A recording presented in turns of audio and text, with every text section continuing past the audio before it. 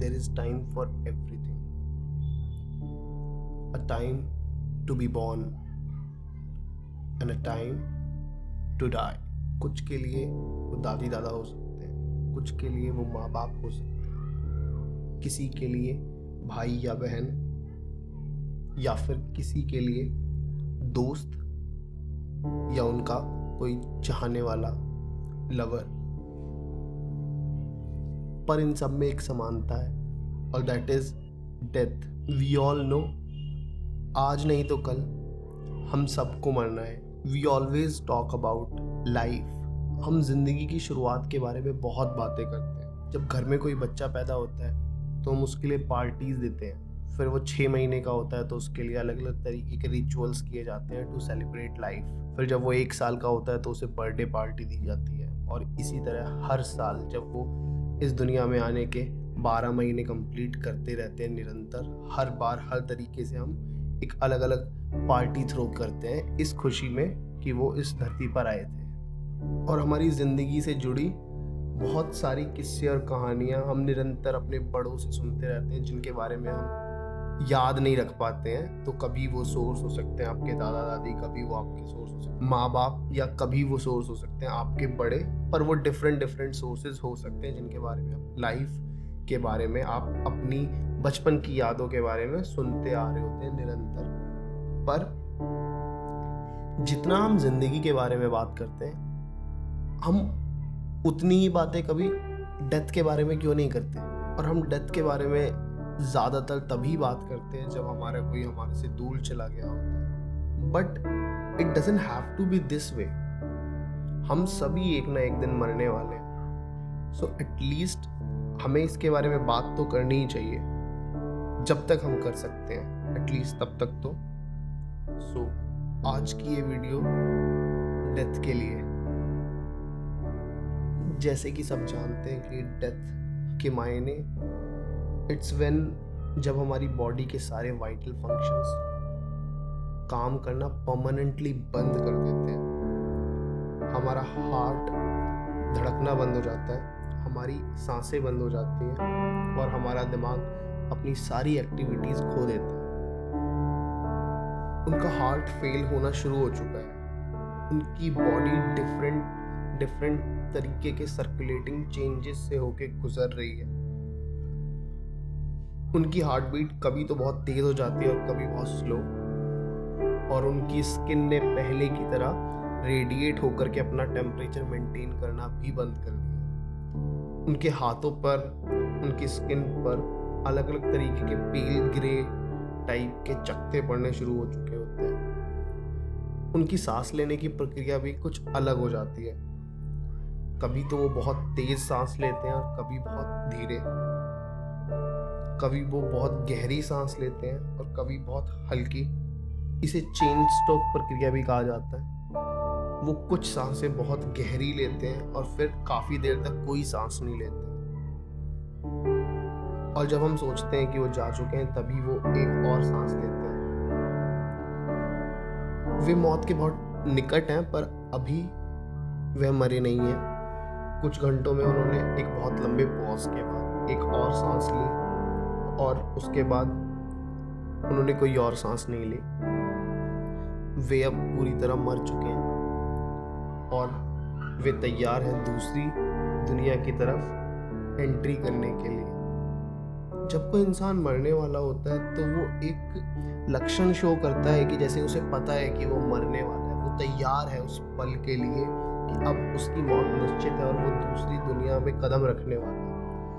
It's exactly like कि कोई अपनी माँ के गर्भ में है और वो पूरी तरीके से तैयार है और सुरक्षित महसूस करता है, जिसमें उसे किसी भी तरीके की कोई चिंता नहीं होती है। क्षण का इंतज़ार करता है जिसमें वो हो सकता है अपनी माँ से मिलना चाहता हो आखिरी बार और उन्हें एक थैंक यू देना चाहता हो उस सब के लिए जो अपनी माँ उसकी माँ ने उस सब के लिए जो उसकी माँ ने ताउम्र उस इंसान के लिए किया है वो, या फिर शायद अपने किसी दोस्त को बुला करके उसे माफ़ करना चाहता हो कि उसके दोस्त ने उसके लिए जो गलतियाँ करी हैं उसके प्रति, उन सब के लिए वो उनको माफ़ करता है। शायद वो ये थैंक यू या उसको एक माफ़ी देना चाहता हो। या फिर जाने से पहले वो अपने पार्टनर एक आखिरी किस करना चाहता हो। जब कभी भी मृत्यु किसी इंसान के लिए उसके दरवाजे पे खटखट करती है तो वो इंसान तैयार होता है, जैसे उसे पता है कि दरवाजे पे कौन है। It's just like we prepare ourselves to be ready before leaving our house.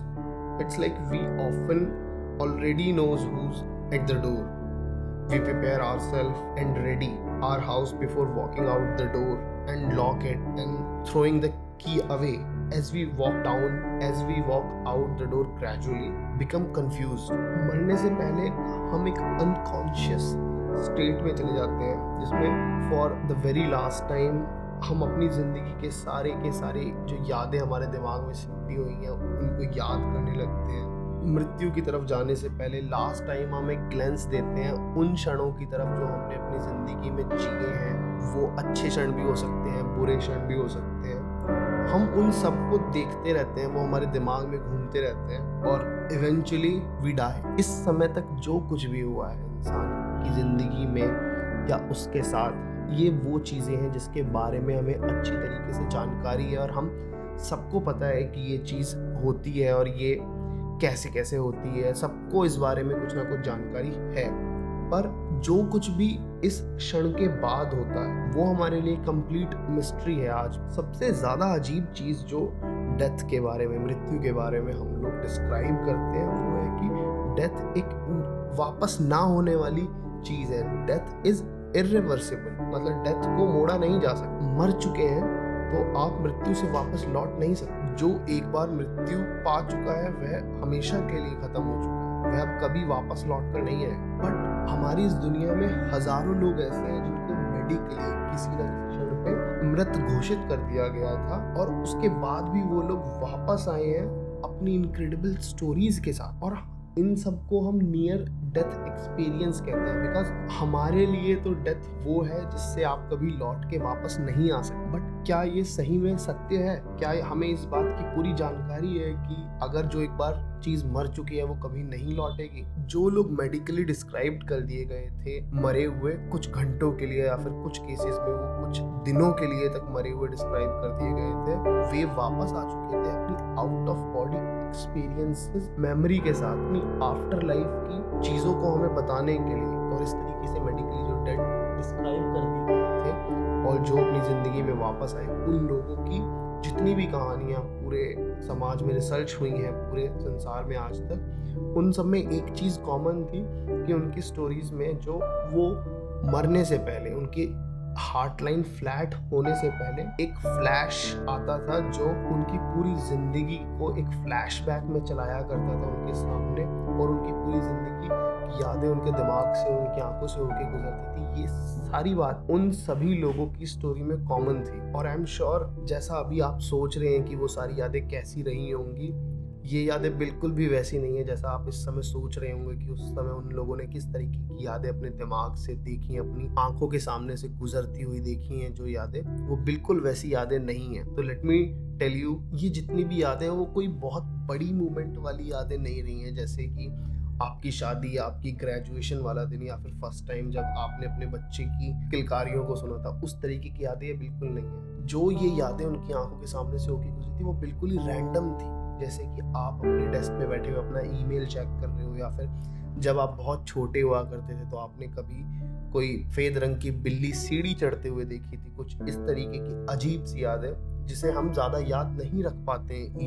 Easily, या यूजुअली वो हमारे दिमाग में कहीं पे किसी कोने में रहकर बस करके रह जाती है, जिसको हम अच्छे से रिकॉल नहीं कर पाते। और ये किस्सा एक इंसान का है जो नियर डेथ एक्सपीरियंस से होकर गुजरा था, जहाँ पे उसे वयस्क होने पर ये बिल्कुल भी याद नहीं था इस तरीके की कोई इंसिडेंट की कभी उसके साथ हुआ है, जहाँ पर कि वो छोटा था और सीढ़ियाँ चढ़ते हुए उसने किसी वाइट बिल्ली को देखा था स्टेयर केसेस के ऊपर, और डॉक्टरों के अकॉर्डिंग उसे मृत घोषित कर दिया था। लेकिन जब उसके बाद वो होश में आया तो उसने ये पूरा किस्सा डिस्क्राइब किया अपनी मदर को, और उसको बताया कि उसने इस तरीके की चीज़ें देखी हैं। तो उसकी माँ ने ये चीज़ कंफर्म करी कि जब वो 14 महीने का था तो वो एक ऐसे घर में रहा करते थे और उनके पड़ोसी के पास एक सफ़ेद बिल्ली हुआ करती थी, जहाँ पे वो एक अपार्टमेंट में रहा करते थे। तो ये चीज़ तो कंफर्म है कि मतलब जो हमारी बचपन की यादें हैं वो जिन्हें हम भुला चुके हैं, जिन्हें हम याद नहीं कर पाते ईजिली, वो आज भी कहीं ना कहीं हमारे दिमाग के किसी कोने में रली बसी हुई हैं अभी तक भी। और इस बात से पता लगता है कि जब हम मरने वाले होते हैं तो हमें सब कुछ एक तरीके से याद आना लग जाता है, या फिर वो सारी चीज़ें हमें एक तरीके से फ्लैशबैक में दिखनी शुरू हो जा सकती हैं। वो टेम्परेरी मेमोरीज जिसे हम अपनी इस तरफ की लाइफ में भूल चुके होते हैं, जो हमें कहीं पे भी याद नहीं होती, पर वो कहीं ना कहीं हमारे दिमाग के अंदर होती हैं। और ये रीज़न भी है कि हम डेथ को बहुत ज़्यादा स्कैरी इसलिए लेते हैं क्योंकि हमें लगता है कि जब हम मरेंगे या मृत्यु को प्राप्त करेंगे तो हम बिल्कुल अकेले रह जाएंगे, और जब हम इस साइड वाली ज़िंदगी को छोड़ करके दूसरी तरफ जाएंगे जिसे हम आफ्टर लाइफ कहते हैं, वहाँ पे हम लोग अकेले होंगे। और जब हम इस दुनिया में जन्म लेते हैं, जब हम आते हैं तो हम अकेले ही होते हैं जब हम इस दुनिया में आते हैं, बट क्या हम मरते भी अकेले हैं? इसी तरीके के कुछ एक्सपीरियंसेस को रिकॉर्ड किया गया है। जिन लोगों ने नियर डेथ एक्सपीरियंस को सच में वास्तव में जिया है, उन्होंने इस चीज़ को कुछ इस तरीके से एक्सप्लेन किया था कि जब वो मरने वाले थे या वो मर चुके थे थोड़े से टाइम के लिए, तो उन्होंने अपने उन रिलेटिव्स को देखा था जो या तो मर चुके थे वहाँ पे, जो उनको वहाँ पर मिलने के लिए थे, या फिर आफ्टर लाइफ के लिए स्कॉट करने के लिए थे वहाँ पे, या फिर ये बताने के लिए थे कि अभी उनका मरने का टाइम नहीं आया है, इसलिए वो वापस अपने शरीर में वापस आ गए। और इसलिए उनकी ये जो डेथ की स्टोरी है, ये नियर डेथ एक्सपीरियंस ही बन के रही। बट वो कोई भी हो, बट एक चीज़ तो पक्का है कि death was not definitely as lonely as we might think, whether it was a simple fragment of their immigration trying to reassure them to make them comfortable in the last few moments, or it was really the spirit or soul or their dead relatives is something we'll never be able to say for sure। पर हम ये के तौर पे नहीं कह सकते हैं कि डेथ जो है हमेशा एक लोनली कर देने वाला एक्सपीरियंस है ज़्यादातर लोगों के लिए, या फिर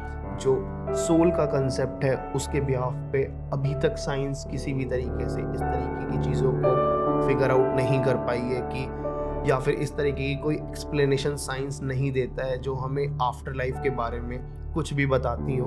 इतने सारे नियर डेथ एक्सपीरियंसेस जो out of body death experiences भी हैं, वो एटलीस्ट इस चीज़ को तो एक्सप्लेन कर ही देते हैं कि डेथ भले ही कितनी भी स्कैरी हो, बट लोनली कर देने वाली सिचुएशन तो शायद नहीं है, at least for the time being. जितने भी हमारे पास रिकॉर्डेड नियर डेथ एक्सपीरियंस है वो तो यही बताते हैं। At least we should be start rethinking whether it's something that can be explain by science और नॉट। मे बी रिसेंटली मैं आपको अपने कॉलेज के किस्से की बात बताना चाहता हूँ, जहाँ पे एक फर्स्ट ईयर के स्टूडेंट ने कुछ ज़्यादा ही ओवरडोज खा लिया था दवाइयों का, जिसकी वजह से वो एम्बुलेंस में लीगली 3 मिनट के लिए डेथ डिक्लेयर कर दिया गया था। बट जब वो अपने डेथ एक्सपीरियंस से वापस आया था अपनी बॉडी में, तो उसने पूरे अपने इस एक्सपीरियंसेस को अपनी आइज व्यूज के थ्रू नहीं, एक थर्ड पर्सन पर्सपेक्टिव के थ्रू पूरा एक्सप्लेन किया था। उसको सब कुछ याद था कि एग्जैक्टली वो किस सिचुएशन में है, उसकी फ्लैट लाइन हो रखी है, हॉस्पिटल पहुंचने से पहले एम्बुलेंस में उसको जो पैरामेडिक स्टाफ था वो किस तरीके से उसको रिवाइव करने की कोशिश कर रहा था, उसको अलग अलग तरीके की ट्रीटमेंट्स दी जा रही थी। इवन उसने पैरामेडिक स्टाफ के अंदर जो लड़की थी वहाँ पे उसके हेयर्स के कलर्स को भी एग्जैक्टली डिस्क्राइब किया था, और वो सब कुछ ये एक थर्ड पर्सन पर्सपेक्टिव की तरफ से देख रहा था। बट जब कभी भी इस तरीके के किस्से और कहानी को सुनते हैं तो हमें एक पॉज लेकर के सोचने की बिल्कुल आवश्यकता है कि क्या आत्मा सही में नहीं होती है, या फिर हमारा जो शरीर है केवल एक मॉलिक्यूल्स और एटम्स से ही बना हुआ है, जो केवल एक स्टिमुलेशन को प्रदर्शित करती हैं, जो प्रकृति का बनाया हुआ है, या हम कहीं उससे भी ज्यादा बढ़कर के हैं जिसके बारे में अभी तक हमें कुछ पता नहीं और हमारा साइंस भी वहां तक नहीं पहुंच पाया है। और perhaps we are something more, because these are the stories and experiences of the people who are managed to death and have battle scars to show. जो हमसे उन्होंने स्टोरी शेयर करी है, एटलीस्ट उनके बिहाफ पे हम एक क्वेश्चन मार्क तो रेज कर ही सकते हैं। However, for most, what is death remain dead, and so around 1 or 2 week later, it's time to say final goodbyes. However, हमारी हिस्ट्री के अकॉर्डिंग जो हमारी शोध की गई है आज तक की, उसमें जितने भी टॉम्स मिले हैं, जितने भी मम्मीज मिली हैं, वो सब भी दर्शाती हैं कि हमारे हिस्ट्री के अंदर भी किस तरीके से डेथ को सेलिब्रेट किया जाता था, बिकॉज वो ज़्यादा चीज़ें बताती हैं हमारे इतिहास के बारे में rather than those things who are still living behind them। इसी तरीके की काफसा के इजराइल की 10,000 साल पुरानी जो डेथ साइड है, वहाँ पर जो कॉफिन्स मिले हैं शोध के दौरान उनको खोल करके जब देखा था तो वहाँ पे पाया गया था बहुत केयरफुली मरे हुए लोगों के साथ का जो सामान था वो उसी के अंदर उन लोगों ने रखा था उस टाइम पर जब वो मरे थे। जैसे मरे हुए इंसान के लिए उनके कपड़े, ट्रिंकलेट्स, उनके फूड बहुत केयरफुली उनके कॉफिन्स के अंदर सजा करके रखे गए थे। और उन कॉफिन्स के अलावा उस केव के अंदर वहाँ पे लिविंग पेंटिंग्स भी डिज़ाइन करी हुई देखी गई हैं जो वहाँ पर शोध के दौरान मिली थी। उसके अंदर वो पूरा का पूरा समुदाय अपना किस तरीके से अपने पूर्वजों को दफनाते थे, किस तरीके से उनको डेथ को एज ए ऑनर ट्रीट करते थे, उसको सेलिब्रेट करते थे, उसके भी बहुत सारे सबूत उस गुफा के अंदर पाए गए हैं। और ये बात इस बात को भी सिद्ध करती है कि अब से 10,000 साल पहले जो हमारे पूर्वज हुआ करते थे वो किस तरीके से लाइफ को और डेथ को सिग्निफाई करते थे और किस तरीके से डेथ को भी पहचानते थे। इसीलिए वो शायद उस मृत इंसान की लाइफ को सेलिब्रेट करने के लिए उसकी डेथ को एक ऑनर की तरह ट्रीट किया करते थे। जैसे कि आज के समाज में भी हमारे डिफरेंट रिलीजन और डिफरेंट कल्चर में भी डेथ को अलग तरीके से सिग्निफाई किया गया और हर रिलीजन के अंदर डेथ को एक अलग तरीके से सेलिब्रेट किया गया है, ऑनर दिया गया है। जैसे हिंदुओं में अलग अलग तरीके की रिचुअल्स की जाती हैं, वैसे ही क्रिश्चियन में डेथ के अराउंड बहुत सारी रिचुअल्स उसी प्रकार से की जाती हैं जो डेथ को सेलिब्रेट करती हैं लाइफ के साथ। और आफ्टर लाइफ में प्रवेश करने के लिए उनकी हेल्दी आफ्टर लाइफ के लिए भी बहुत सारी चीज़ें और रिचुअल्स की जाती हैं आज के समय में भी।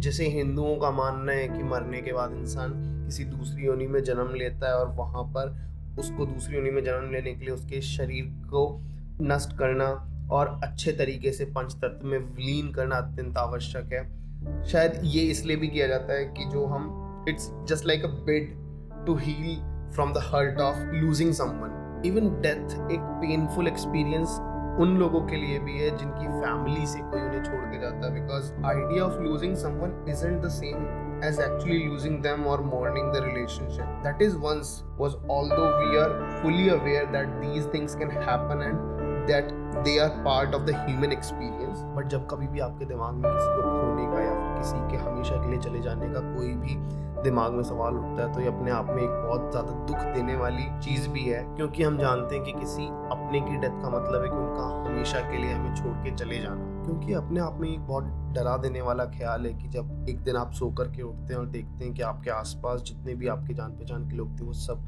हमेशा के लिए जा चुके हैं। बिकॉज ये भी एक सच्चाई है कि आपकी जितनी भी मेमोरीज हैं, जो पुरानी मेमोरीज हैं, वो दोबारा से क्रिएट नहीं की जा सकती और नई मेमोरीज को बनाया नहीं जा सकता। But more often than not, these experiences give a new perspective of life. But these are the things who gives us this kind of bravery or experience and courage कि हम जो कुछ भी इस लाइफ के अंदर जी सकते हैं, जितना अच्छे से हम इस लाइफ को ट्रीट कर सकते हैं, मरने के टाइम तक हमें उस चीज़ का सबसे कम गिला और शिकवा रहेगा, ताकि हम कह सकते हैं कि हम अगर जब कभी भी इस दुनिया से जाएंगे तो एक अच्छी ज़िंदगी जी करके हम इस दुनिया से जा रहे हैं। और ये सब चीज़ें हमें ये भी सिखाती हैं कि जब तक हम इस दुनिया में हैं तब तक हम एक अच्छे इंसान की तरह ज़िंदगी व्यतीत करें, ताकि हमारी साथ हमारी केवल अच्छी यादें ही ज़्यादा हों बुरी यादों की बजाय।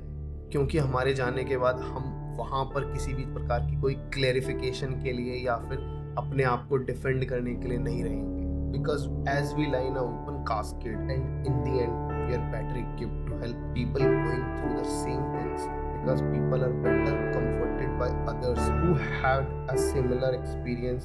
Seeing someone just like you survive through their own loss gives you a sense of hope that maybe just you too will be able to pull through. जब आप अपने किसी ऐसे करीबी के पास बैठे होते हैं जो मृत्यु को प्राप्त करने ही वाले हैं, जब आप उनकी तरफ देखते हैं तो उन्हें देख करके लगता है कि इतना पेनफुल नहीं है और इतना ट्रबलिंग नहीं है उनके लिए जितना ये हमारे लिए होने वाला है या फिर उनके रिश्तेदारों के लिए होने वाला है, फॉर श्योर। इसलिए जब भी आप उनके पास जाके बैठते हैं तो will talk good about them.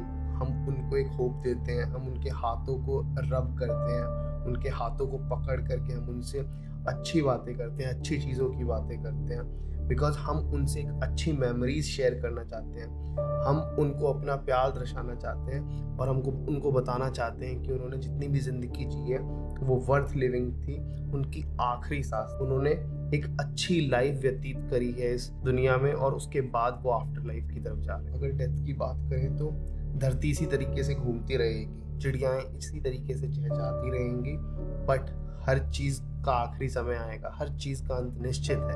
Death एक ऐसी चीज़ है जिसे ताउम्र हम सब लोग एक्सपीरियंस करते हैं। कभी ये हमारे रिश्तेदारों की फॉर्म में एक्सपीरियंस करते हैं, कभी हम किसी जानने वाले के लिए एक्सपीरियंस करते हैं, तो कभी किसी न किसी के लिए एक्सपीरियंस करते ही हैं। ये अनअवॉइडेबल है हमारे लिए, बट जैसे जैसे टाइम बीत रहा है we are learning more and more about our bodies. हम धीरे धीरे इन सब चीज़ों के बारे में हर दिन कुछ ना कुछ नया जान रहे हैं, जैसे कि किस प्रकार हमारी उम्र बढ़ती है, क्यों हमारी उम्र बढ़ती है और हमारी बॉडी किस किस तरीके के बायोलॉजिकल चेंजेस से होकर के गुजरती है। क्या पता आने वाले कुछ समय में हम जान जाएं कि हम किस प्रकार से अपनी लाइफ साइकिल को एक्सटेंड कर सकते हैं या फिर किस तरीके से अपनी कॉन्शियसनेस को अदर मेटावर्स में ट्रांसफ़र भी कर सकते हैं। But for that we need definitely the smart and the curious people to help tackle and solve this kind of problem, because the clock is ticking and there is time for everything.